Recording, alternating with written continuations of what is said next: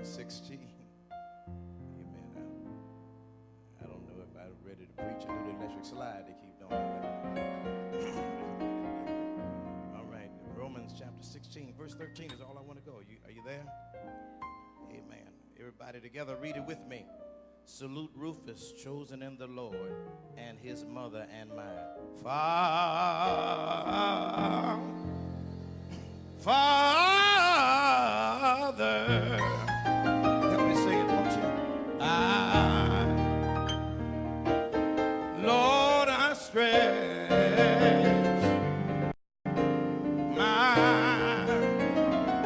my hand, oh Lord, to thee. What other help do you know? No, that's my Mother's Day song. No other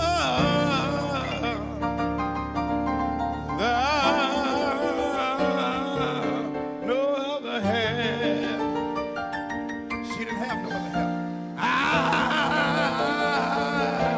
I know if Lord, if down, praise you, Jesus.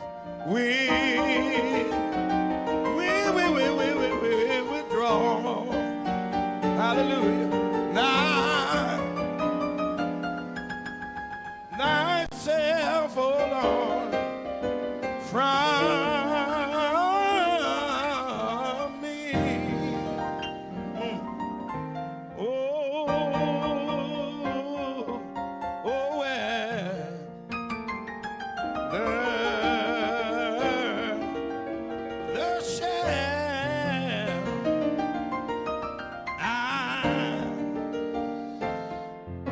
Shall I go? Well, Lord, here we are on this second Sunday of May, this day declared Mother's Day, as we stand in tribute and salute all mothers living and living again. We thank you, oh God, because truly, oh God, like a mother, you've been good to us. Thank you, oh God, like the saint said, you've been better to us than we could have even been to ourselves. Like a mother, you woke us up early this morning and touched us with the finger of love. Like a mother, you rocked us in your arms all last night while we slumbered and slept, knowing we were too mean to live and not fit to die.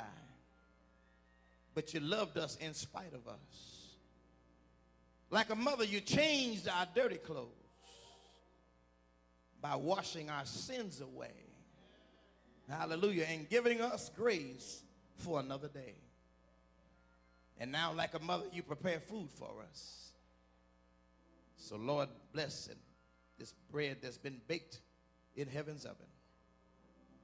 Bless it, oh God, as you now have manifested it to be written. Now let it be expressed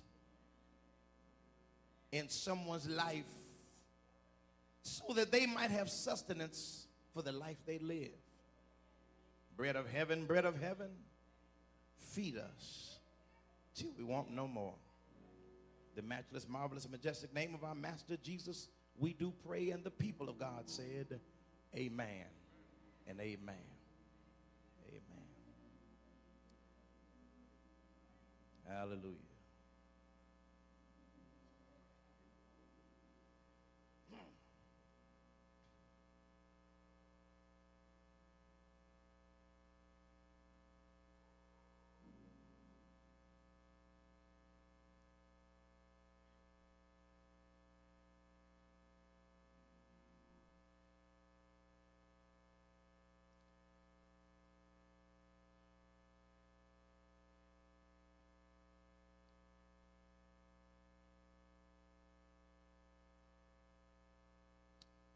Salute Rufus,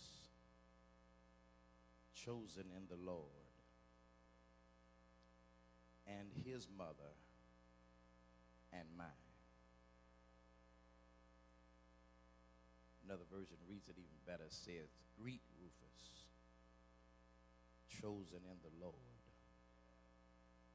Also his mother,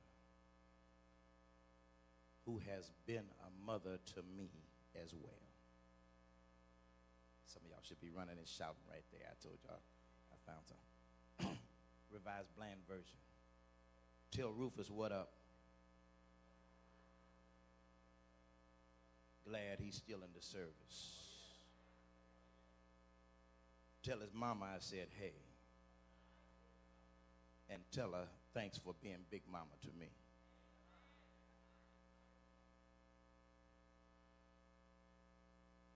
Salute Rufus, chosen in the Lord, and his mother and mine. I just want to talk, if you don't mind, from just that simple thought that the text reveals here as Paul writes this final letter, your mother and mine. Your mother and mine. I'm talking about the blessings of an extended, unselfish mother. Look at your neighbor and say, neighbor, in the words of Johnny Guitar Watson, that's a real mother for you. Amen. All right. Had to wake the rest of y'all up here, man. All right. Some of y'all know nothing about old Johnny Guitar. Amen. I took you back on that one. I took you back. That's not for the Latter-day Saints. Amen. The faint of heart. Ricky with me, though. We got that. Has anybody here had or has a mother that's not your real mother, but has been a real mother for you?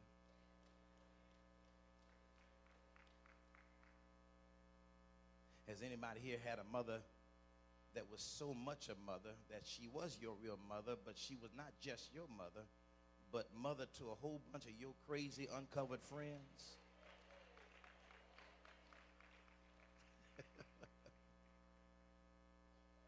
I don't want to just deal with nuclear, biological, 2.5 children and a dog, husband, wife kind of situation, mother.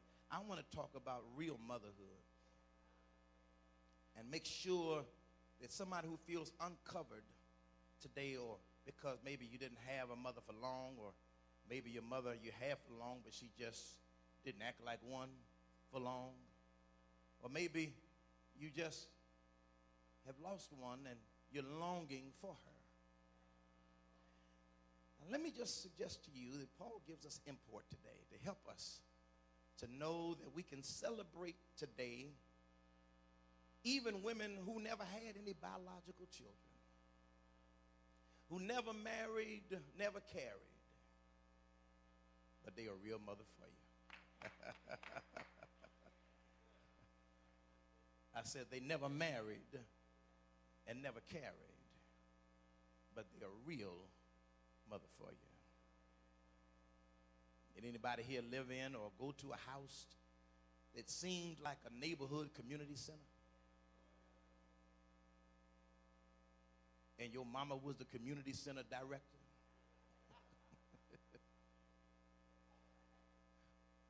I'm here today to make the case that while many of us have been blessed to have wonderful, caring, covering mothers, there are others of us who lost theirs or never had one to benefit from, and they may need to borrow yours.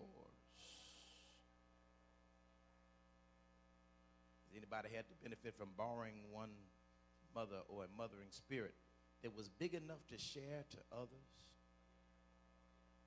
Look at your neighbor and say, don't be stingy with your mama. Amen. If you got a good one, somebody else might need to borrow her. Amen. Somebody might need to rent her, or lease her, or something. Amen. I might need to start a new ministry, rent a mama. Amen. Service. Amen. Google a grandmama, or Craigslist a granny. Amen. Lease a lady. We need something to help some people who need some help along the way.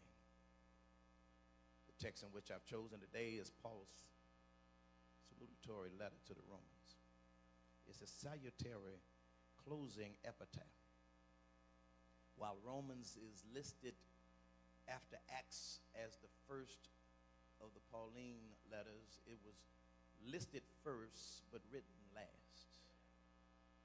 You got to be careful of how you use canon and context, because some of us read it like that was his first fresh book out to press.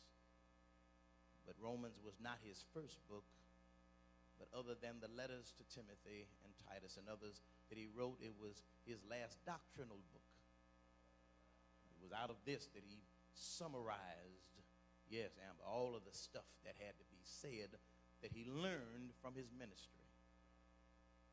It was in this book that he reflects a lot of his growth as a believer. You see, Paul didn't start pastoring fully ready, unlike some other preachers I know who came ready.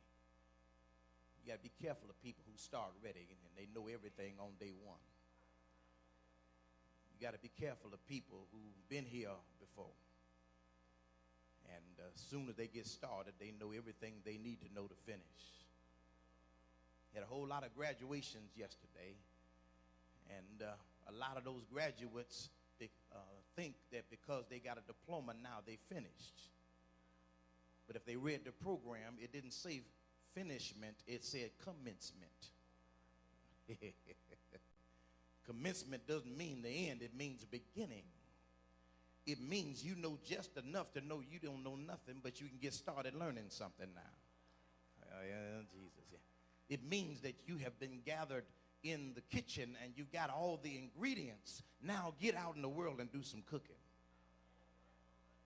Yes, you've gone to the grocery store of the University of Life, and you've pulled from the shelf of philosophy, and you've pulled from the shelf of chemistry and business and all other kind of disciplines and whatever your major, but you haven't really done anything yet.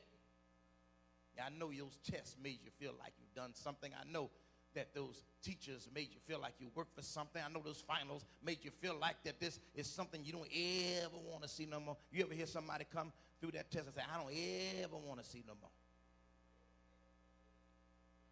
I was talking to somebody yesterday who, when they finished high school, I heard them say, I ain't never going back to school. Then when they got their undergraduate degree, they said, boy, I ain't never doing this no more. Got their master's degrees a couple of years ago. And said, boy, I tell you what, if somebody tells me to go back to school, just shoot me in the head. Well, they graduated again yesterday with a doctorate degree. I ain't got no gun, but you know. But at least they're smart enough to know that every time they think they know it all, they go back, because learning is a lifetime event. Graduation doesn't mean I'm grown. It means I'm growing. It means I'm becoming. It means I'm accumulating now. I'm getting close. I'm getting better. Anything that's fully grown dies. When fruit fully grows, it dies. When fruit fully matures, it falls off the vine. So if you want to stay up there, you better declare, I'm still growing. Be careful, children, of being able to tell your mama, I'm grown. That's a good ticket for the front door. Amen. Back door, side door, roof, amen, window. Quickest way we can get you out of there. Amen. But let me just help you. You can't be grown in somebody else's house.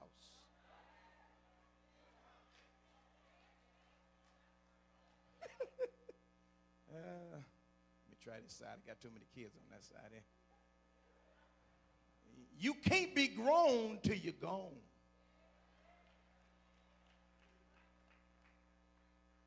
Grown people get their own mail in their own mailbox. Grown people cook their own food from their own refrigerator. Come on, help me here. With their own pots and pans. Come on, help here. Grown people drive their own car. Come on, help me. Got their own bus token. Grown people got their own check. Got their own gas money. Got their own bridge card. Link card, whatever you use. Got their own stamps. To my grown people. You got your own clothes. Get out of my closet.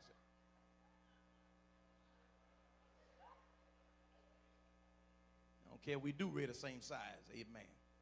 That's my size because I bought it. Amen. It might have the same numbers on it, but with that B in front mean bland. You can read XL, everything else, but that B is the one that you need to pay attention to. Amen. And too many people have forgotten that life is about a growing experience. What I like about Paul's letter is that it reflects his growth. I wish I had time to talk about it, but I got to get to mama. You see, in this last letter, Paul salutes some people that other folks say he didn't want to deal with. I wish I had time to go down the full list here today. But in this last letter that Paul writes here, it's a continuation of the 15th chapter where he really started at verse 22, and he previews this plan, the closure of ministry, and he comes on through to the end, the commendation he writes. And he commends some people that if you're not careful and listen to some folk, they would swear that some folk God can't use.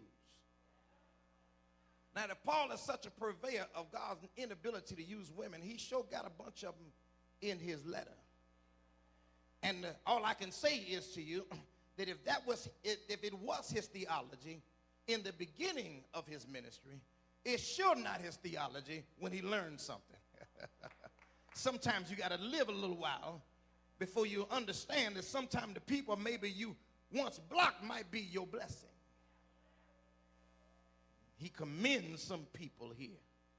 Phoebe, our sister, who carried the precious epistle of Romans to Corinth. Had it not been for Phoebe, the letter never would have got there. Can I get a witness here?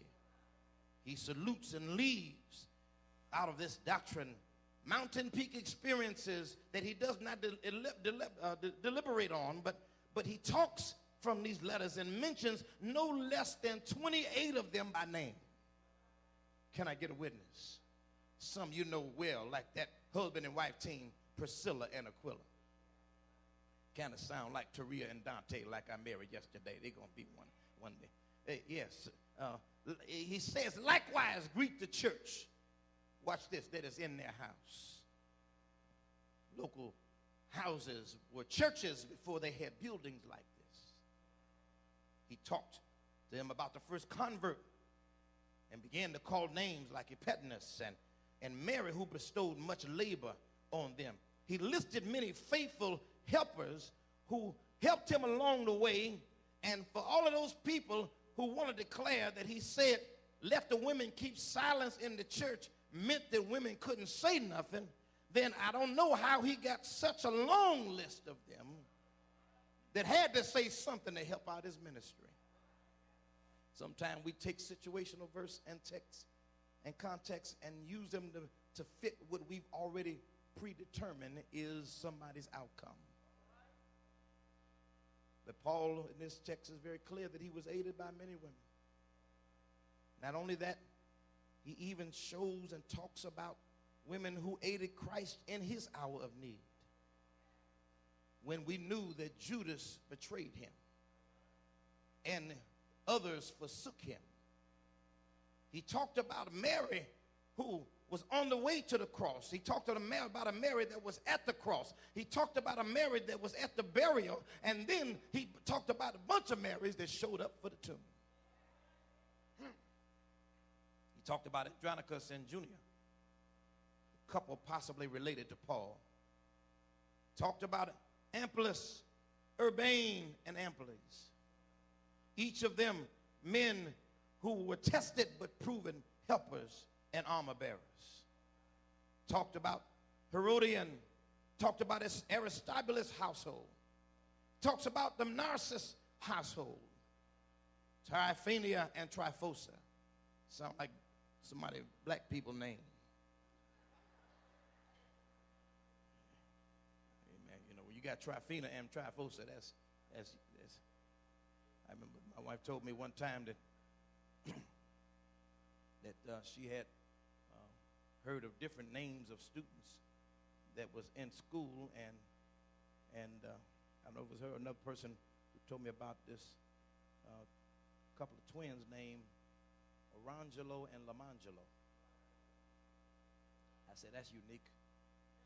Orangelo and Lamangelo. So they wrote it out so I could see how it's spelled. And when they wrote it out, it said orange jello and lemon jello. Y'all missed what I just said, but I'm telling y'all the truth. Amen. But who knows what that mama had that day, but she liked orange jello and lemon, but she called one of them Orangelo and the other Lamangelo. But it don't matter. It.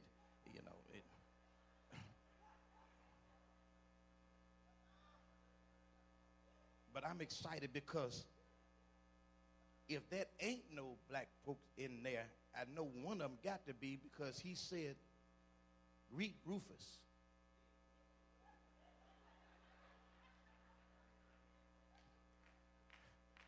I don't know no white people named Rufus, but you may know some.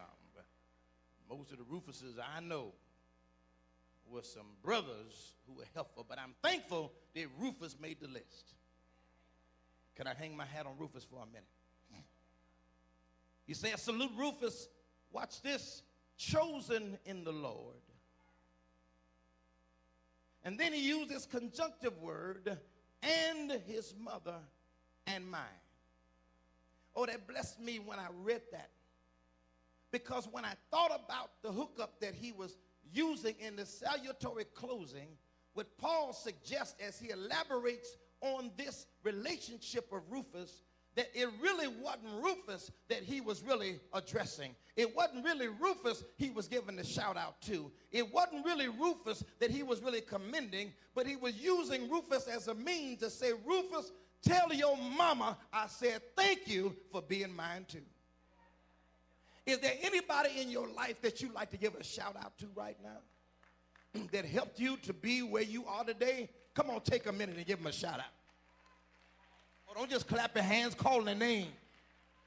Come on, you know who they are. Your neighbor might need to know who they are. Heaven might know. Let the angels hear they are. Who was it that helped you that made it on your way?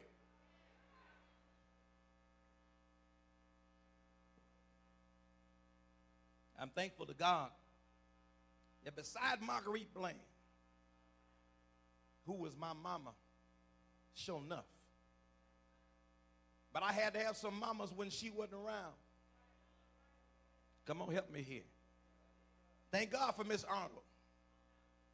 Across the street, looking out the window, telling her everything like an FBI agent. I can thank God for her now. I didn't thank God much for her later. I don't know about them mamas. They knew everything going on in the block. I wonder what kind of life did they have.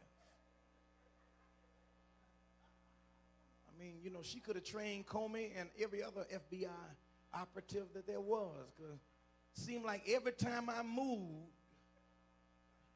she had to, and this is days before cell phones. Amen. Come on, help me here. Pictures, no.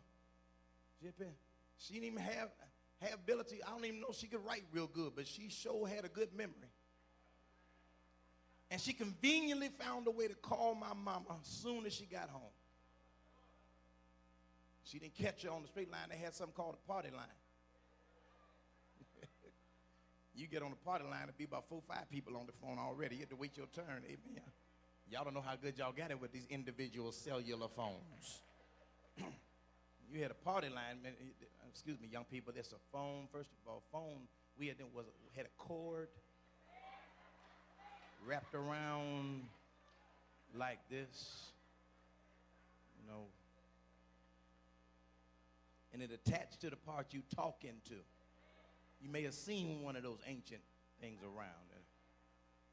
And it had numbers you push like this, and if you found one old enough, it went like this.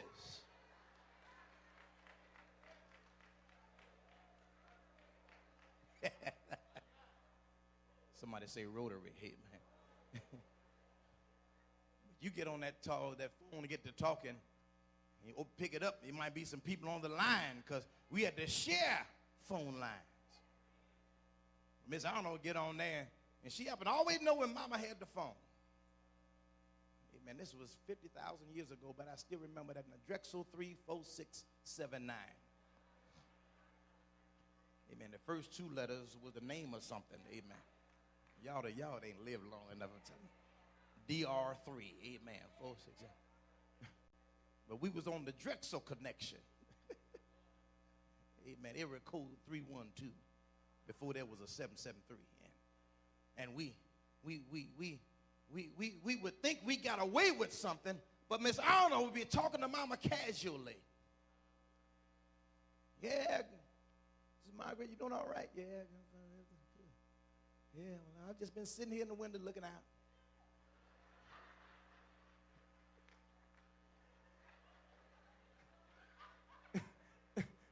That's when I tip out the room right there. Yeah, I just happened to see your son before school was out. Now, I don't know why he was outside in school. Ain't school still out at 3:15? I don't know why I saw your boy at 12:30. Miss Arnold was the neighborhood snitch. That's where she was. But I done got old enough now, I pay for snitches.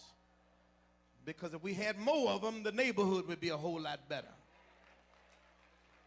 Can I get a witness? Thank God for Gracie Mack.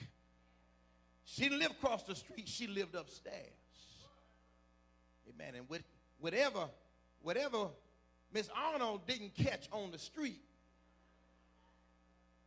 she had another CIA agent in the building. And whatever she couldn't see with her eye across the street, Miss Mack could hear with her ear upstairs.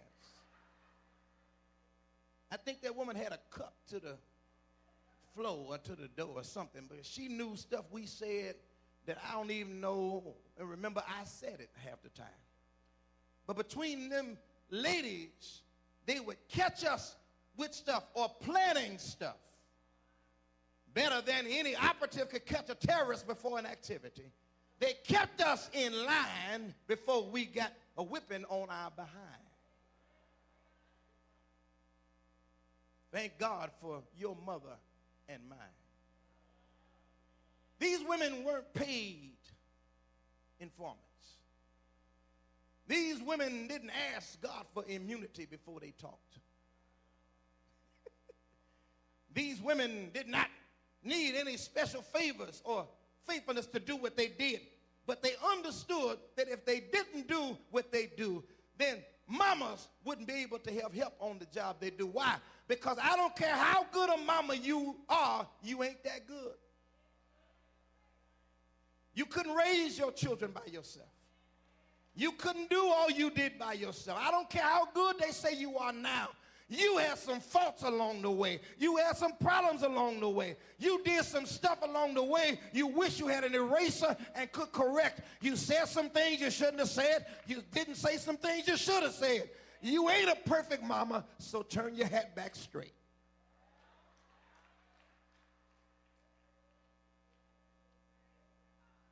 You might have been a faithful mama, kept on till the end. You might have been a persistent mama. You might have been one that went on, but you didn't do everything right. Thank God for Jesus, who looks beyond our faults. Somebody ought to be thankful right there. And he could see every one of our needs. Aren't you glad, mamas, that Jesus don't tell your secrets? Oh, ain't no mama in here ain't act like you ain't got no secrets. Oh, yeah, there's some stuff you know that you ain't never told nobody.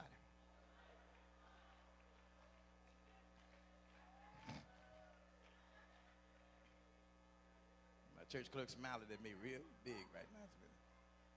We good, baby. I don't know. Yeah, and not even your bestest girlfriend don't know some stuff. Some things you can't take no chance with the BFF. Come on here. Man, you don't want to risk no jail time. On some stuff, only the Lord knows he got you through. Help me, Jesus. I know you like to forget some stuff, but before you get too holy in the house, just remember, God could just put some of your stuff up on the screen. Would you like to see it up there? Amen, everybody. I used to be afraid of dying because the old mother in the church told us, whatever you thinking about in church, one day God going to put it up on the screen and show everybody. Them old mothers messed me up, I promise you. They told me I'd get struck by lightning if I ran through a pulpit. They told me, whatever they did, it worked. That's all I can tell you. But some kind of way, they were trying to use their best way to keep us straight. And I'm thankful because Paul is suggesting here in this text that it's these kinds of mothers that helped us along the way. That you need somebody to help you fill in the gap. You need somebody to help you even when you are around, but even more so, you need somebody that will help you when you're no longer around. Black folk came up with that whole godmama concept. So even when we dedicate children, we get godmothers, godfathers. Amen. They ain't talking about no Italian mafia types. But they're talking about people that just in case you don't make it. Or they say just in case something happened to you. That they got somebody pledged, watch this, who most often is not even in your family, because you know your family can be crazy sometimes. But how many of y'all got a godmama today that you remember that you were given by your mama before you were too young to even know that you needed one, but they assign you somebody who they could trust with your care? Thank God for Irene Carter, who was my godmother. Didn't know her from a child up or growing up, but every now and then I'd see something coming through the mail with my name on it to say from godmommy. Every now and then when mama said we couldn't have none, when we couldn't keep this, I would see little packages coming from Wisconsin where she lived and moved to when they moved away from the local church. But she still didn't forget about me way up there in Wisconsin. She would send little letters with little coins, and all the way up through college. When I went through, she would let me know that her son was doing this and he was close by. If I needed anything, go over there. But thank God for covering mothers. Can I get a witness here?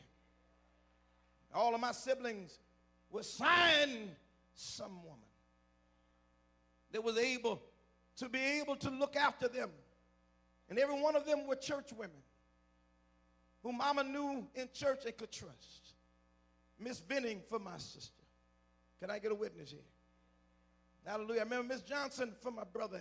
And every one of them were people who were elderly women who lived long enough to be able to know how to be able to take care of their children and somebody else's.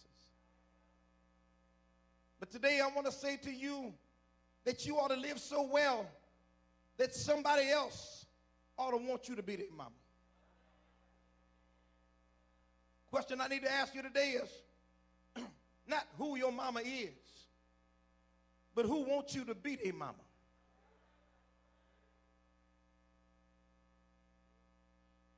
Real mothers that are surrogates, the text suggests, have different characteristics.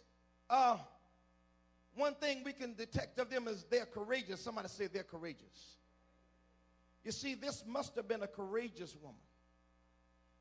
Because in those days, to be able to have that kind of influence over someone who was of the stature of a Saul turned Paul, and the ability to get into the tape room of his thinking without being in his local presence and affecting his ministry so much that he would call her his mama, suggested that they had to be a courageous woman. She had to break the social norms of when you could talk to a man. She had to break the norms of when you could get in their presence or things you might have been able to say. For the sake of the ministry and the sake of the church and for the sake of Paul's future, when other apostles did not want to share their sacred secrets, thank God for Rufus' mama.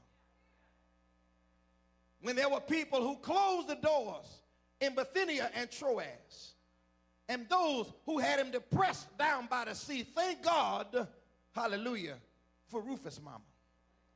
When there were those who left him isolated and wouldn't even show up at the jail or put money on his books, thank God for Rufus' mama. When there were those who would not tell him, you preached a good sermon today, when he had to shave his head and stand and give his defense against those who would oppress the cause of Christ, thank God for Rufus' mama. Even when Peter, with his old traditional doctrinal self, would go back and backslide into his circumcision ways and try to keep people, even in Galatia, into going back to, yeah, you can be saved and you can be in the family, but, and be careful of people who always want to throw that conditional but, something else you got to do. Because I heard Paul say, for by grace are you saved. And it's only through faith. Tell your neighbor, don't add nothing. It says, for by grace are you saved through faith, and it's not even of yourself. Whatever you got, it's a gift of God. He said it ain't got nothing to do with your work, so stop boasting and stop bragging. It was Rufus' mama that likely shared with him encouragement along the way. Because there's no written record of Paul's mother being around to help him when he made his conversion. There's no written record of Paul's mother being in the vicinity when he got knocked down on the Damascus road. I believe she prayed that day would come. Is there any mama here ever pray for the day your child would turn around and it seemed like it wasn't ever going to happen, but God let you live long enough to see God move through your children and your grandchildren? You ought to give God praise that he may not come when you want him, but he will show up on time. I got to hurry on here, but let me say to you that courageous women took on trouble not just in the house. See, because in the house, when nobody else wanted to confront some stuff, mama would straighten it out. When nobody else would want it, even when daddy seemed to be angry and mean because he faced a racist society all day at work. And something happened in the house. And all of us was whispering on who gonna tell daddy. Thank God for mamas that did not mind being able to know how to break it down and break it easy after she fed him real good. But not only that, but thank God for mamas who didn't just do it in the home, but did it in the hood. They weren't afraid to confront any situation or any child. Used to have a couple of children that was in our school district back in Felsenthal that they considered special ed. Used to be only about 2 or 3 of them in the school. But now the whole school is labeled special ed. And I think a lot of it is because we missing them kind of Rufus mamas. They would walk up to the school and say, you don't know my friend's child like that.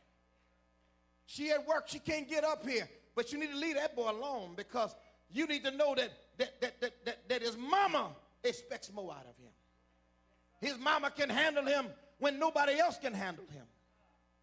Remember one time when I was at an Almost food store, and that was the local store where we had to shop.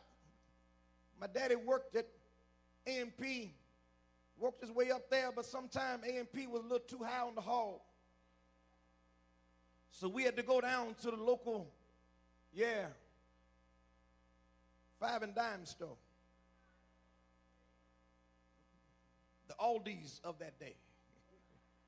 Come on, the Family Dollar, some of y'all need to. We had to go to Alma's mom and pop shop. And my sister wanted a bag of barbecue pork rind skins. Then she got greedy and wanted another bag of skins, the plain one with the little hot sauce packet in the inside. Some of y'all remember the hot sauce packet. I could have got away with 1 bag of skins, but she wanted me to steal 2.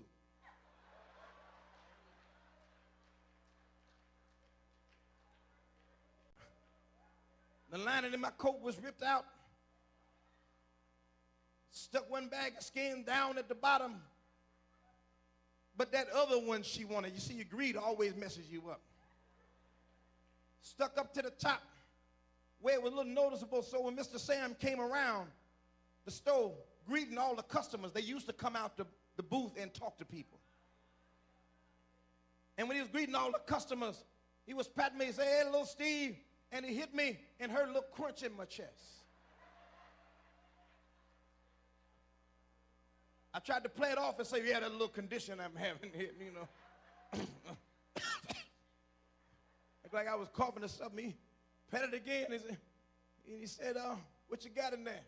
I said, "Nothing." Opened up my coat. I said, "Well, what you say?" He carried me right on up into the office. And he threatened to call the police. As soon as he said he was about to call the police and I was getting a little nervous, here come my sister acting like she gonna help things out. And I saw her because she had gone on to get the stuff and I was supposed to slip out the store. So I saw her and I pointed to her and said, "She gonna pay for it." She said, "I got just enough money to buy the stuff Mama got on the list, and you know she told it all up and she know how much it costs." I said, "Well, you the one told me to put it in here." And she looked at me like she didn't even know me. Who is this young man? And when I saw I was in trouble, the one good news that I thought was good news until I thought about it, she said, "Let me call my mama." I can't finish that part of the sermon. I got to move on.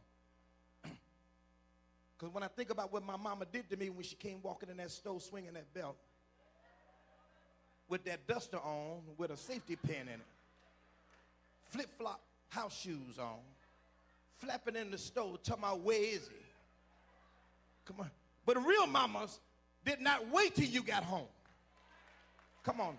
They confronted you wherever you acted up.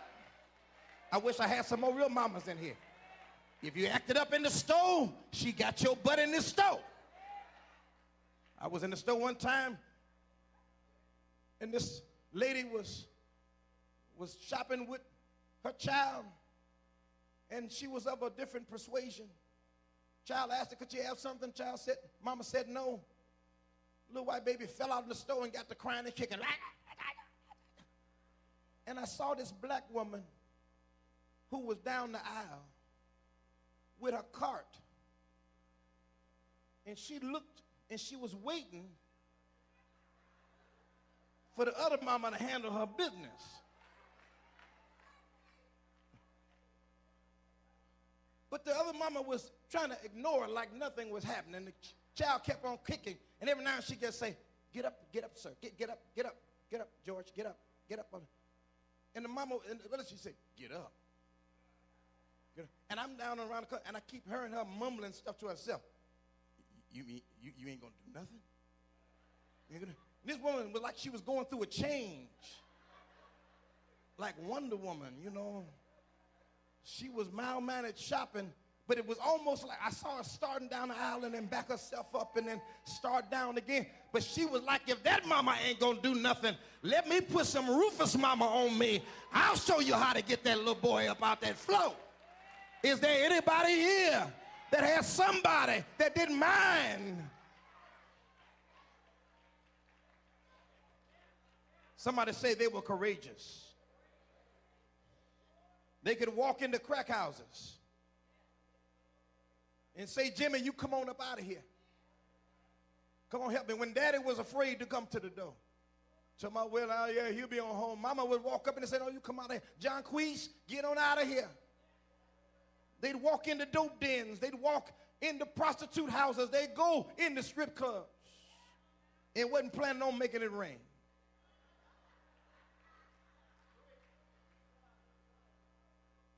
Oh, but they can make it rain on you. If you were somewhere you ain't had no business being, mamas were courageous.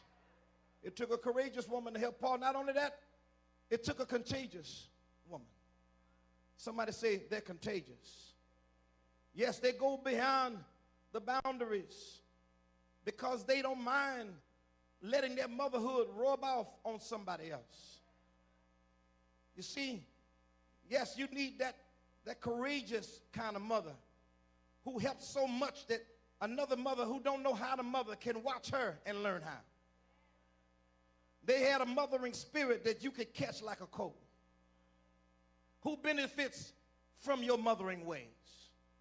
Who are you infecting with your principles and your morals? You see, you got to know that you ought to mother so well that you don't even have to tell nobody how to mama. Just show them how to mama. Never thought I'd see a day when black women would need parenting classes. Oh, but don't close them because they do need them. But you don't need to tell a real feline in the animal world the difference in what they should do. Because every mama knows how to take care of the young. Can I get a witness? You don't have to ask a cat whether they should be able to roar or meow. Or lion, what they should be able to do. I was playing golf the other day, and there were these geese. They were on the golf course. And there was two big geese. And I could see them, but it wasn't until the golf cart came up closer that I could understand why the other geese was sticking her neck down like this. Now, the other goose was pimping by the water. But there was another goose that, and I was wondering where this neck thing came from. Another black woman thing, I think. But when I got closer, I understood, Liz, because I saw about 10 or 12 little ducklings. Can I get a witness? That was walking alongside, and the mama positioned herself between the cart and her ducklings. Y'all missed what I said. She didn't wait on daddy to come and attack me. But she stuck her neck and looked at me like, I wish you would drive over here looking for that golf ball, because that'll be the last golf ball you hit on this course if you mess with these little ducklings. I wish somebody had a little neck action. Come on, mama, let me see you. That's what's wrong. Y'all ain't got stiff neck. Maybe that's what the Bible talking. It's a stiff neck generation. You need some neck action when some people messing with your children. You need some neck action when somebody talking about your young. Use that one that you use when they daddy ain't acting right. If they had more neck action, come on, help me here. Maybe they'd be graduating too. You need somebody that'll stick their neck out for you. Matter of fact, I think President 45 need one of them. If he had somebody that would stick their neck out for him, maybe he wouldn't say some of the crazy stuff he say, or do some of the crazy stuff he does, or be up tweeting at 3 in the morning. Yeah, you need one of them old black mamas that say, boy, go to bed. What you doing? Put that phone down. Do you know what happened last time you did that? What do you mean? Listen. Ivanka is mama light. She ain't strong enough. I mean, you need a real mama. Maybe that was President Obama's best kept secrets. The first thing he did after swearing in, I saw him walking with Michelle and the kids, and then I saw Miss Robinson walking in behind her. Y'all missing, y'all don't know who Miss Robinson is. He said, in case I get crazy up in there, because I know they looking, let me bring Rufus mama type up in here. She ain't my mama. Come on, help me here. But when your mama gone, you better go find you somebody. Come on, to help you to act right up in this house. Don't tell me it isn't some stuff want to jump off up in there. But thank God that he had sense enough to bring Miss Robinson and kept her there. Because when it was moving out time, she had a little hat still on. You never saw her in the press. You never saw her giving a conference. You never saw her saying too much. That's what's wrong with these modern day mamas. They talk too much. Sometimes you just need to be in the house making stuff happen. She wasn't just there to help with the kids, but you need some help with them too. Thank God for Mama Lucy who stayed in the house. They helped my little cousins, the grandcousins, because ever since she died, they've been going crazy all over the block. But yeah, she needed not only help with the kids, but she had to be there not just for her daughter, Michelle. Michelle needed some help too. Amen, because there were some times I noticed she wanted to get to them before the press got to them. Or before even others got to them to tell them, but maybe her spirit wasn't right. But her mama could say, now baby, don't go in there right now. Now baby, don't go in there like this. Now, baby, now, wait till tomorrow. At some point, you need that person you can listen to. They can give you right, but baby, you can't wear that because you know they're going to talk about you. I don't know. She walked out one time with bare arms, and they talked about her, amen, like she was a child of God. Looked pretty good to me. I don't know what she had, guns, everything, but I don't know what's wrong with the problem. But the one, no, I ain't going to talk no more. Y'all fill in the rest of the blank. But if you got somebody in there that can help you, but it's a bad sign when nobody want to be in the house with you. And I don't know why we paying tax dollars for somebody that won't even be around somebody. Because you see, if you can't listen to nobody, ain't no telling what a man might say that ain't got a Rufus mama type. Contagious motherhood means the mama said, if I don't help you, somebody else will. When Augustine was a young man, he was smart, but he had an active libido. And his mother was scared to let him go. But she let him out. And when she went to go forward, she prayed that somebody would catch him. And sure enough, when he got to where he was going, he ran into a Rufus mama type who was able to keep him straight until he could get his learning and become one of the great early church fathers. Can I get a witness here? Everybody needs somebody. I'm closing now when I tell you that not only are they courageous, somebody say they're courageous, and they are contagious, somebody say they're contagious, but they're also conduits to Christ. Somebody say conduits to Christ. You see, when you're a conduit, it means that you're not the power, but you have access to power. Can I get a witness here? A conduit is like a wire. Yes, it doesn't have power in and of itself. But if it ever gets connected to power, yes, it'll show you what real power can do. Can I get a witness here? Is there anybody here that's ever known what it's like to be hooked up to real power? Can I get a witness? Yes, I was talking the other day while they were in here trying to fix the monitors up front. And I was having problems because one wasn't putting out loud and one of them wasn't working at all. And so I brought in an expert sound man, and he could have told me or sold us anything. But he came and looked around, and in a short period of time, he said, basically, you got two problems. He said, your problem up here is one of them is unplugged. He said, yes, reason why one is working and the other one ain't is somebody done flipped the plug out of there. I'm looking around at my preachers now because, you know, sometime it might get too loud for them. And one of them might slide it out, but it could have been a dance ministry kick or, hallelujah, could have been a pastor kicking while he closing. But whatever the reason was, it was unplugged. And anything that's unplugged, I don't care how valuable it is, it won't work. Look at your neighbor and say, neighbor, make sure you plugged into the power of the Holy Ghost, or your mothering won't work. Can I get a witness here? Reason why some mothering don't work is because it ain't plugged up to the power of the Lord. Some stuff don't work until you hook it up to the power source. When he plugged it up, I heard the power come out of it. I said, well, let me check the other ones. And when I got up there, both of them was plugged in. I said, well, these are cheap up here, so you got to replace these two. He said, no, not necessarily. And he walked over and looked at the cord. And when he got down and looked at the cord, he said, well, yes, I can see what your problem is.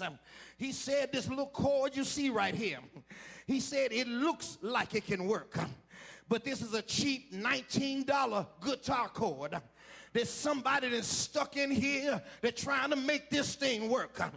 And then he went in his bag and pulled out a $300 professional cord and hooked it up to the speaker, and it blew me all the way over here to the seat. Sometimes the problem ain't you unplugged.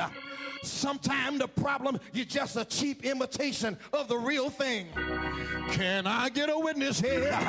And somebody here, instead of being a real mama, you're just playing like you a cheap imitation.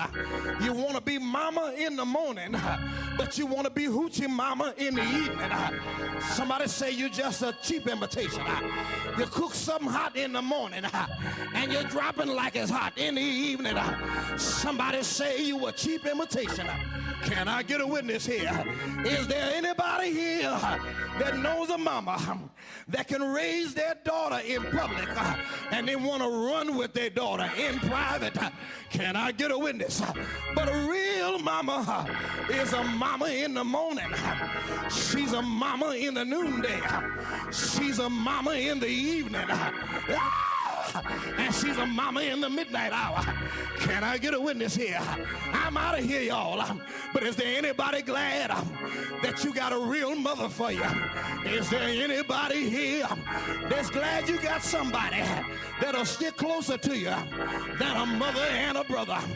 I gotta close this thing, but look at your neighbor and say, neighbor, I gotta stay plugged and I gotta stay real.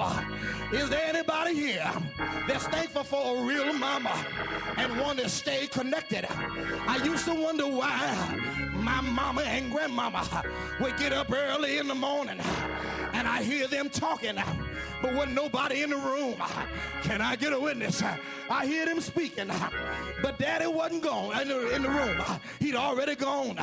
And granny's daddy, his husband had already died. But at 4 in the morning, I could hear her talking to somebody. And you couldn't come in there because she was on a party line. Can I get a witness here? She wasn't talking to her girlfriends, but she would say, if you have a little talk with Jesus and start your day talking with the one who knows how to handle your situation. Is there anybody here that ever saw your mama reading the Bible, reading the Sunday school book, teaching lessons? Come on here. And I'm glad that a Rufus mama knows how to do this. Can I tell you a secret while I close? You see, I did my word search, and Rufus was the son of Simon. Simon the Cyrene. Simon the Cyrene, who helped carry the cross of Jesus. Can I get a witness here? Y'all missed the shout.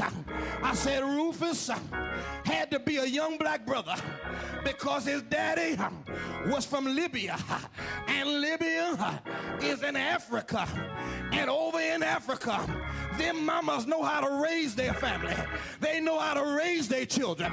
And it ain't no wonder that Paul could tell Timothy that your faith in your mama and in your grandmama is what's going to get you over. It was Rufus' mama. Now watch this shout. If Rufus had a mama and his father was the one that helped Jesus carry his cross, then some kind of way Rufus' mama also had influence on the life of Jesus.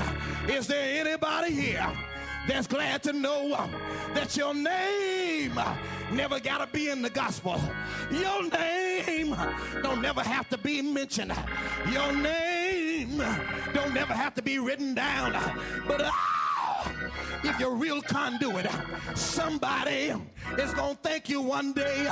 Somebody is going to remember you one day. They still never called her first name, but Paul says, thank God for Rufus' mama. Shake your neighbor's hand and say, neighbor, I'm glad that when it comes to the end, he will remember me. I remember mama in a happy way. I remember my Rufus mama in a happy way. Is there anybody here that's glad that God gave you somebody in your life that covered you, that protected you, that prayed for you, that birthed you? I remember somebody wrote a song, and in that song, it was a child that said that I did everything all by myself. And mama, I don't owe you nothing. But she said in response, for the 9 months I carried you tall and deep inside of me, no charge. Is there anybody glad that you got a mama that didn't pull out a bill on your behind and charge you for all she had to do for you? And I heard somebody in this house ought to give God praise for all the fault you found in mama, and thank God that she took 9 months of labor, laid on her back, had to push hard, had to take the diapers, had to heat up bottles. Can I get a witness here? I can go down the list, but you know the rest. But I'm also glad that the man named Jesus, he looked at Jerusalem like a mother would her chickens and said, I did for you the same thing your mama would do. What would mama do for me when everybody else flies, when everybody else forsakes? He died. Yeah, I said he died on an old rugged cross. Anybody know a mama that would lay down her life for her children? And aren't you glad that he took it for me all day Friday, all day Saturday, and I said early Sunday morning.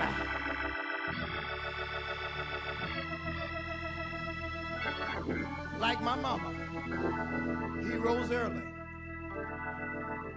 and forgave. On the cross, he even said, Father, forgive them. Sound like a mama, don't it? They don't know what they're doing.